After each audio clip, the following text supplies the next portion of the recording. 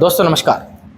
खबर से खबरदार के इस वीकली वीडियो के अंदर मैं संदीप जोशी आप सभी लोगों का सबसे पहले तो स्वागत करता हूं आपके अपने यूट्यूब चैनल मार्केट गुरु फाइनेंशियल ट्रेनिंग सेंटर पे। दोस्तों आज का वीडियो थोड़ा ज़्यादा ही इम्पोर्टेंट होने वाला है।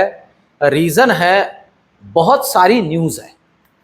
ये जो आने वाला वीक है बहुत अलग अलग इवेंट से भरा पड़ा है और उन इवेंट्स का अल्टीमेटली हमारे मार्केट पे और अभी जिस तरह से हम ट्रेडिंग कर रहे हैं, खास करके ऑप्शन बाइंग और इक्विटी के पॉइंट ऑफ व्यू से, किस तरह से ये वीक हमारे लिए होने वाला है, इसके बारे में एक एक करके चर्चा करते हैं। सबसे पहली बात तो ये कि आने वाले वीक में 4-5 इवेंट है अलग अलग, जिसमें सबसे पहला तो सोमवार के दिन, मैं पहले इवेंट्स को गिना देता हूं फिर उनके इम्पैक्ट के बारे में चर्चा करेंगे। सबसे पहला है WPI का होलसेल प्राइस इंडेक्स का, मतलब इन्फ्लेशन का ही होलसेल जो डेटा है वो आएगा हमारा सोमवार के दिन। फिर उसके बाद में 18 तारीख को, जिसका हम वेट कर रहे हैं, बुधवार इवनिंग रात में डेटा आएगा US अमेरिका के फेड के रेट कट के डिसीजन का, जिसका पूरा दुनिया, हम कह सकते हैं पूरी दुनिया वेट कर रही है कि भैया ये क्या कर सकते हैं, और उसमें भी रेट कितना कट होता है तो क्या, इसके बारे में भी चर्चा करेंगे। और सबसे आखिर में जापान का रेट, इंटरेस्ट रेट, वहां का भी सेंट्रल बैंक बढ़ाने का सोच रही है, तो क्या इंपैक्ट हो सकता है, इसके बारे में चर्चा करेंगे। तो एक एक करके सारी चीजों का एक एक करके समाचार लेते हैं। पर एक छोटा सा आपको रिक्वेस्ट करूंगा, अगर आप ऑप्शन बायर हो और अगर आप ऑप्शन बाइंग से रिलेटेड बहुत ही जेन्युइन व्यू, बहुत से लोग आज ऑप्शन बाइंग के अंदर बहुत सा पैसा गंवा के बैठे हैं, अपने अपने लेवल पे परेशान हैं। ऐसे लोगों के लिए मैं छोटी सी रिक्वेस्ट करूंगा, कल का वीडियो एक बार जाके देखिए, मैं डिस्क्रिप्शन के अंदर उसका लिंक जोड़ूंगा। ये वीडियो खत्म होने के बाद में भी उसका लिंक आपको दिखेगा, तो कल का वीडियो जरूर देखिए। उसके अंदर 2 बातें मैंने आपके लिए जोड़ी है जो बहुत काम की है। अब चलते हैं वीडियो के तरफ और एक एक मुद्दे का अच्छे से समाचार लेते हैं कि भैया किस तरह से हमें ट्रेडिंग का स्ट्रैटेजी बनाना है। और एक बात, मेरे बहुत से दोस्तों ने मुझे रिक्वेस्ट किया है कि बजाज फाइनेंस का आईपीओ हमें मिला नहीं है, बजाज हाउसिंग फाइनेंस का आईपीओ हमें मिला नहीं है, और जिन्हें मिला है उन्होंने भी मुझे क्वेश्चन किया है, सर जी मिला है तो बेचना है क्या, और नहीं मिला है तो खरीदना है क्या। तो दोस्तों इसके लिए मैं आपके लिए एक सेपरेट रील लेके आने वाला हूं, इंस्टाग्राम की रील। तो आप लोग मेरे साथ इंस्टाग्राम के ऊपर भी जुड़िए, उसके अंदर मैं इस तरह से क्विक जो बातें आती है उसे बहुत ही तुरंत आपके लिए लेके आता हूं कि इसमें क्या करना है। तो उसके लिए मैं रील आपके लिए लेके आऊंगा। तो टेलीग्राम पे मेरे साथ जुड़िए, टेलीग्राम पे उस रील का मैं आपके लिए जो लिंक है वो भेज दूंगा। आप रील में देख पाओगे कि जिन्हें मिला नहीं है करना क्या है, जिन्हें मिला है उन्होंने करना क्या है। अब चलते हैं वीडियो की तरफ। सबसे पहले तो जो यहां पे आपको दिख रहा होगा US फेड के रिलेटेड, पर पहला हमारा देख लेते हैं। मतलब सोमवार के दिन आएगा हमारा WPI का डेटा, होलसेल प्राइस इंडेक्स। अब एक तरह का ये भी इन्फ्लेशन का डेटा है। अब मैं आपको एक सिंपल सा कंपैरिजन देता हूं। अभी रिसेंटली हमारा CPI का डेटा आया, कंज्यूमर प्राइस इंडेक्स। उस दिन भी मैंने आपके लिए बोला था कि भैया ये जो CPI का डेटा आया है ये कैसे है। वैसे देखा जाए तो CPI का जो डेटा आया था वो वैसे देखा जाए तो मार्केट के लिए क्या था, ये यहां पे आप देख सकते हो, देख रहे हो क्या, मतलब कोई इंसिडेंस है, क्या था, बैड न्यूज। ठीक है, ये बैड न्यूज था वैसे तो, पर मार्केट ने इसे कंसिडर ही नहीं किया। CPI बढ़ के आया फिर भी मार्केट ने उसे कंसिडर नहीं किया। तो अभी WPI का कितना इंपैक्ट होने वाला है मार्केट के ऊपर, बहुत मुश्किल से होगा। उसका एक रीजन भी है, मैं आपको बताऊं। एक इंडिकेटर है, मैं नॉर्मली कहता हूं कि हमारे मार्केट के अंदर सबसे ज्यादा अगर कोई इंपैक्ट करता है ना तो वो करता है भैया क्रूड ऑयल। Crude oil. और दोस्तों मैं कोशिश करता हूं कि मेरे वीडियोस के अंदर मैं पूरा लॉजिकल रीजन के साथ हर चीज को आपको समझाऊं, है ना। मेरा कोई बायस नहीं होता है, किसी के अपोज में बोलने के लिए ही सिर्फ मैं वीडियोस नहीं बनाता हूं। मेरा कोशिश होता है कि आपको मैं एक प्रॉपर एनालिसिस दूं। तो ये क्रूड ऑयल की अगर बात की जाए ना तो ये अभी लेस देन $70 हो चुका है, $70 के भी नीचे, 69.14 के आसपास ये चल रहा है, $70 के भी नीचे चला गया, यह हमारे लिए बहुत ही पॉजिटिव इंडिकेटर है, क्योंकि हमारा 80% क्रूड ऑयल हम इंपोर्ट करते हैं, और अगर इसका रेट ग्लोबल मार्केट में कम हो रहा है तो यह हमारे इकोनॉमी के पॉइंट ऑफ व्यू से और हमारे मार्केट के पॉइंट ऑफ व्यू से बहुत ही पॉजिटिव है। यह मैं इसलिए बता रहा हूं कि WPI का डेटा अगर ज्यादा भी आता है, बढ़ के भी आता है, फेवर में भी नहीं आता है, तो मार्केट इसे गायब कर लेगा, जहां तक मैं सोच रहा हूं। रीजन बहुत से है, उसमें से एक रीजन मैं आपको दे रहा हूं, क्रूड ऑयल का रेट ऑलरेडी गिरा पड़ा है।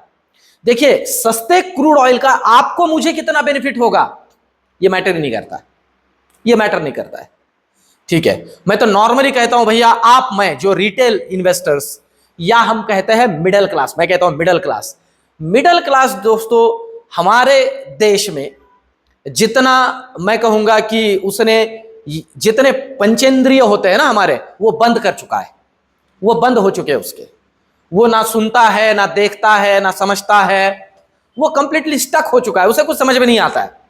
ग्लोबल मार्केट में क्रूड ऑयल इतना नीचे आ चुका है, पर हमारा क्रूड ऑयल अभी भी हम $100 के ऊपर खरीद रहे हैं, पेट्रोल, है ना। अब मैं जो नॉर्मली कहता हूं कि भैया जो अपर क्लास है उन्हें भी इससे कोई दिक्कत नहीं है, जो लोअर क्लास है उन्हें भी कोई दिक्कत नहीं है, अपर क्लास वालों के पास कमी ही नहीं है, उनके लिए $150 पर लीटर हो गया तो भी कोई दिक्कत नहीं है। लोअर क्लास वाले के पास गाड़ी नहीं है, उसको क्या दिक्कत है? दिक्कत तो आपके मुझे, और आपके मुझे वैसे भी दिक्कत नहीं है, क्योंकि हमारी हालत वो मेंढक के जैसी हो चुकी है। हमें पानी में डाला है और थोड़ा थोड़ा थोड़ा करके जो उसका टेम्परेचर है वो बढ़ाते गए हैं, अब उबलते हुए पानी के अंदर भी हम एंजॉय कर रहे हैं, तो यह हमारी खासियत है। तो ये तो वैसे देखा जाए तो बैड न्यूज है, पर फिर भी WPI को हम एब्जॉर्ब कर लेंगे, इस बात को भी अच्छे से समझ लीजिए, ठीक है।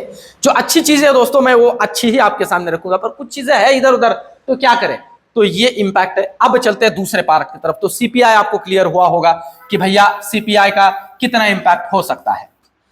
अब नेक्स्ट जो पार्ट है समझने वाला वो है US फेड का रेट कट। अब रेट कट में दो बातें हैं, आप समझ लीजिए।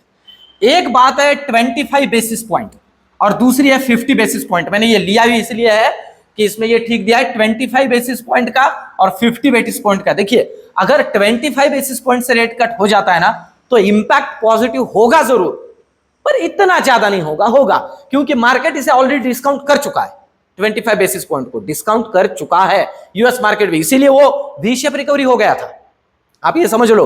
हाँ, पर अगर कहीं 50 बेसिस पॉइंट से रेट कट हो जाता है ना, तो भैया ये तो मतलब बल्ले बल्ले हो गया, कोई दिक्कत नहीं। अगर इतना हो जाता है तो हमारे शक्तिकांता दास जी हमारा जो शेड्यूल्ड क्रेडिट पॉलिसी उसके पहले भी आके अनाउंस कर सकते हैं कि हमारा भी मिनिमम 25 बेसिस पॉइंट से तो रेट कट हो ही गया, ये प्रोबेबिलिटी है।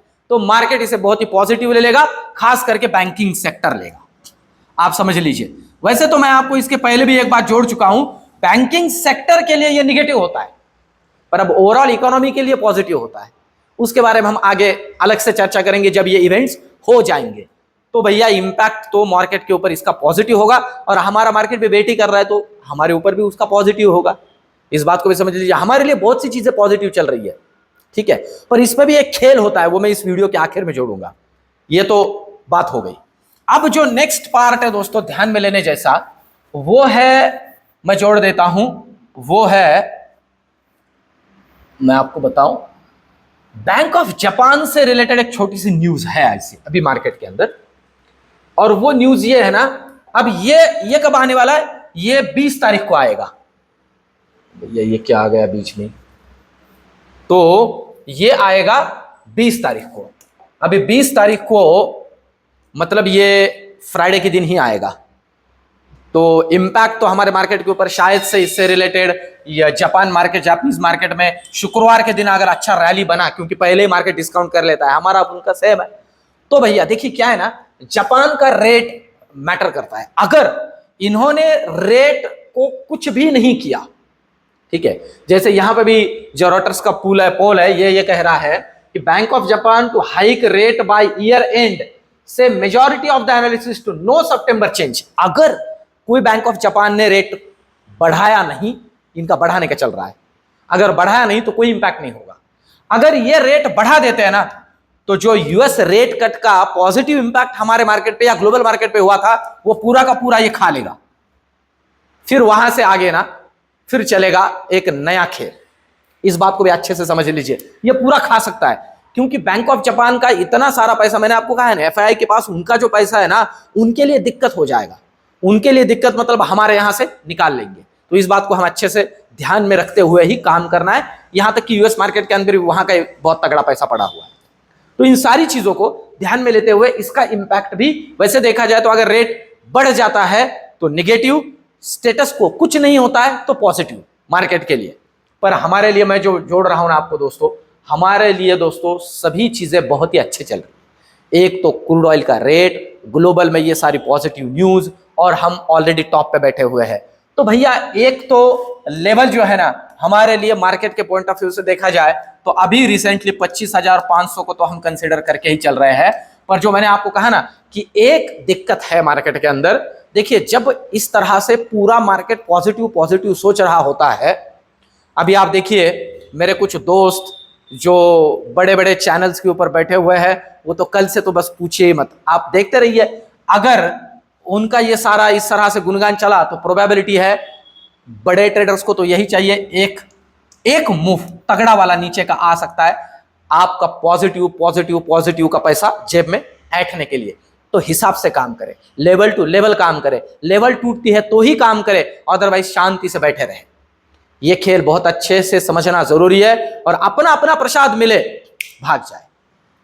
तो दोस्तों ओवरऑल आज का वीडियो, ये एनालिसिस अगले वीक के पॉइंट ऑफ व्यू से आपको कैसे लगा, कमेंट में मुझे जरूर से जरूर बताइए। वीडियो को लाइक कीजिए, चैनल को सब्सक्राइब कीजिए और चैनल को शेयर भी कीजिए आपके दोस्तों के साथ। इसी तरह से ये जो ज्ञान यज्ञ हमारा चलता रहेगा। मिलते हैं नेक्स्ट वीडियो में, धन्यवाद।